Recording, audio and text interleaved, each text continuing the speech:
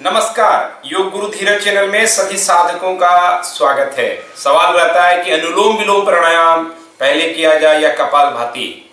इसका लॉजिकल समझना जरूरी है, क्योंकि कई लोग गलत क्रम की वजह से लाभ के बजाय नुकसान को प्राप्त होते हैं।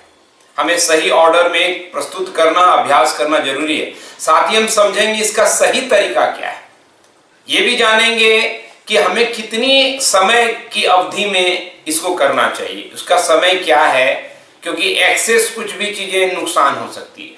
लेकिन तमाम चीजों को लॉजिकल समझने के लिए, प्राचीन विज्ञान योग का समझने के लिए पहले हम समझें कि कपालभाति क्या है और अनुलोम विलोम क्या है। तो ख्याल रहे, सबसे पहले बात करते हैं कपालभाति की। कपालभाति प्राणायाम नहीं है, एक क्रिया है। इसलिए इसका जो हठयोग प्रतिविका में नाम दिया गया है वो कपालभाति क्रिया है। लेकिन धीरे धीरे आज मॉडर्न टाइम में कुछ लोगों ने मार्केटिंग करने के लिए कपालभाति को प्राणायाम बना करके एक तरह से उसको सेल आउट किया है। लेकिन चूंकि वो प्राणायाम नहीं है, इसलिए उसका नुकसान हो जाता है अगर हम उसको प्राणायाम की तरह लंबे वक्त तक करें। यानी साफ है कि प्राणायाम को आप लंबे वक्त तक कर सकते हैं। कपालभाति क्रिया यानी दूसरी कोई भी फास्ट ब्रीदिंग जो है, जल्दी जल्दी सांस लेने की प्रक्रिया को लंबे वक्त नहीं कर सकते हैं। क्रिया का अर्थ है क्लींजिंग प्रोसेस, सफाई। यानी जो नासिका का जो हिस्सा है, अगर उसमें कोई कफ या कुछ भी अंश रह जाए तो वो प्रक्रिया से सफाई होती है। जैसे मान लीजिए कपालभाति उसी तरह से हम साफ करते हैं नासिका को, जैसे हम बाथरूम में जाते हैं और जोर से श्वास लेकर के नाक की हवा बाहर निकालते हैं और ऑटोमेटिक पेट अंदर की तरफ चल जाता है। हम बाथरूम में इसी तरह से नाक साफ करते हैं और यही कमोवेश कपालभाति की क्रिया मतलब क्लींजिंग प्रोसेस है।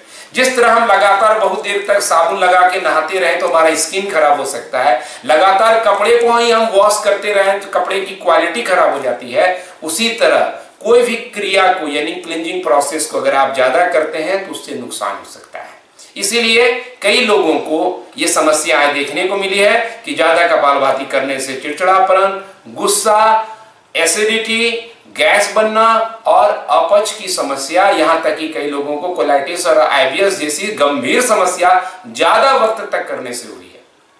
क्योंकि कपालभाति क्रिया है, हठयोग प्रतिविका में भी सावधान किया गया है कि जो साधक आसन प्राणायाम के नित्य साधना में रहते हैं उनको षटक्रमों की क्रिया यानी कपालभाति के अलावा जो 5 और क्लींजिंग प्रोसेस है उसको करने की आवश्यकता नहीं है, क्योंकि योग के आसन प्राणायाम खुद शुद्धता की गारंटी है। अब देखिए कि कपालभाति में होता क्या है, इसके सही तरीका को समझे। पहले कई जगह बताया जाता है कि हम जितना फोर्सफुली एक्सेल करें यानी श्वास लेने का ही फोकस ना करें। ये गलत तरीका है जो मैं करने जा रहा हूं। पहले मतलब इस तरह की चीजें बताई जा रही है जिसमें आप फोकस ही नहीं करते हैं सांसों के ऊपर। कोई भी हम जो चीज कर रहे हैं उसमें इनहेल एक्सेल यानी श्वास छोड़ना और लेना, इस पे दोनों पे फोकस करना है।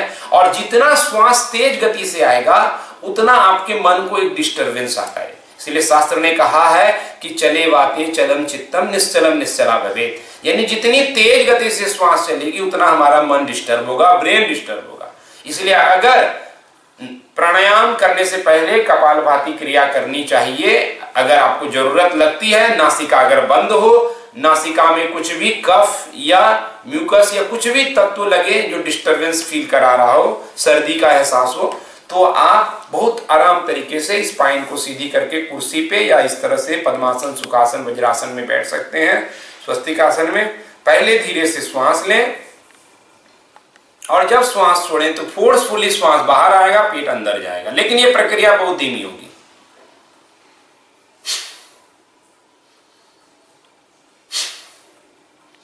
देखिए, फिर सांस लिया मैंने, पेट फूला, फिर छोड़ दिया।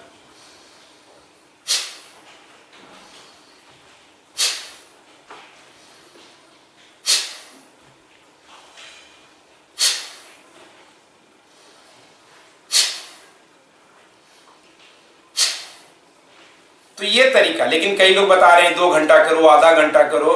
वो ऐसे ही लोग हैं जो चाहते हैं कि आप बीमार पड़ जाएं, फिर उनकी दवाइयों से आपका लगातार उपचार होता रहे। वो ऐसे लोग हैं कि अगर वो चाहते हैं कि योग से सब ठीक हो गया तो जो प्रोडक्ट है उनको कौन खरीदेगा। इसीलिए मार्केट की अलग रीति है, योग की अलग विधि है, उसको समझिए। तो कपालभाति क्रिया है, इसीलिए आप अगर करना भी चाहें तो इसको 1 मिनट से ज्यादा कभी ना करें। 1 से 1.5 मिनट 2 मिनट मैक्सिमम हो गया, इससे ज्यादा नहीं।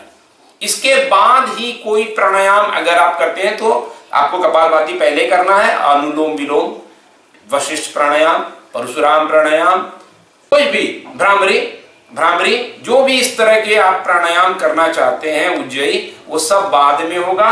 कपालभाति या भस्त्रिका जैसी चीजें आप पहले कर सकते हैं, क्योंकि फास्ट है, ये क्रिया है, प्राणायाम नहीं। कोई भी प्राणायाम को, जैसे अनुलोम विलोम है, उसको आप जितना ज्यादा करें उतना ज्यादा लाभ है, क्योंकि इसमें आप प्राण को आयाम करते हैं। प्राण आयाम यानी प्राण का विस्तार, जितना हम श्वास लेते हैं उससे और ज्यादा लंबी लेंगे, तभी हमारी ऑक्सीजन की कमाई बढ़ेगी। कपालभाति में इसके उलट क्या है कि हम जल्दी जल्दी श्वास छोड़ते हैं तो और मेरा ऑक्सीजन लेने का जो नेचुरल समय सीमा उससे भी वो कम हो जाता है, इसीलिए हमारे समस्याएं पैदा होने लगती है, क्योंकि शरीर को प्रॉपर तरीके से ऑक्सीजन नहीं मिलता और कार्बन डाइऑक्साइड का भी स्तर जो है एक संतुलित मात्रा में डिस्टर्ब हो जाता है। तो हाइपर वेंटिलेशन उसको कहते हैं, जिससे कई तरह की समस्याएं होती हैं। अब हम समझे अनुलोम विलोम करना कैसे। किसी भी तरह से आप हमेशा स्पाइन को सीधा रखें, कहीं भी बैठे। पहले राइट हैंड में ज्ञान मुद्रा, लेफ्ट हैंड में ज्ञान मुद्रा बनाए, राइट में विष्णु मुद्रा के लिए इंडेक्स मिडिल फिंगर को फोल्ड कर दें, इसीलिए ताकि आपको नाक को पकड़ने में आसानी हो। ये 2 उंगली अंदर रहेगा तो सुविधा रहेगी इस तरह से पकड़ने में। एल्बो कई लोग ऊपर रखते हैं, ये रॉन्ग प्रोसेस है। एल्बो नीचे रहे, स्पाइन सीधी रखें, राइट नोस्ट्रिल को अच्छे से बंद करें और बहुत धीमे से श्वास लेफ्ट से पहले लें।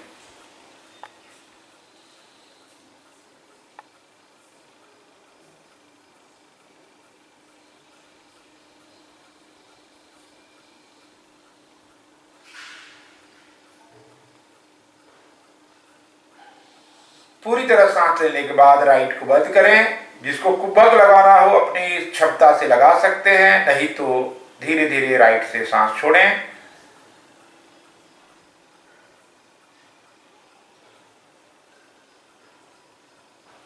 फिर राइट से ही लेंगे।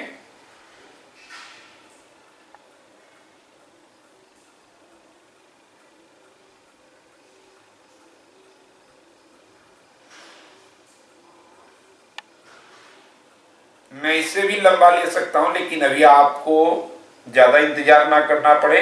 अब मैं बंद किया, लेफ्ट से छोड़ा।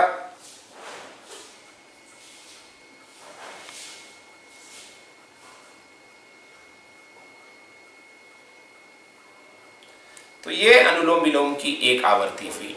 यानी पहली गलती क्या होती है कि जब हम तेजी से श्वास खींचते,